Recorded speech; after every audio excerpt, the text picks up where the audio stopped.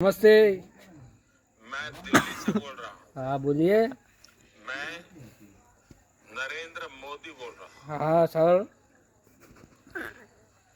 आपका थोड़ा सा समय चाहिए। બધે બધો હાલ દેવો છે, થોડો નહીં आप जानते हैं ના। कि अपने देशवासियों की मुसीबतें कम करने के लिए क्या बात है। आपने मुझे जो काम सौंपा है, सोपा सोपा।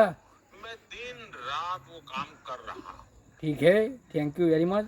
सबका साथ, सबका विकास। सबका विकास, ओके। ये मोदी की गारंटी है। Guarantee guarantee. अब आप देखते हैं, क्या।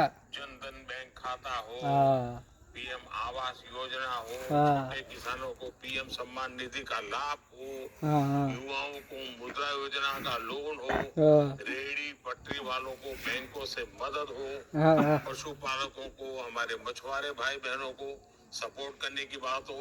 हाँ इन अभियानों ने हाँ पिछले 10 साल में हाँ 25 करोड़ लोगों को गरीबी से बाहर निकालने में बहुत मदद की है। खाजे माता ना। और ये सारी आर्थिक गतिविधि हाँ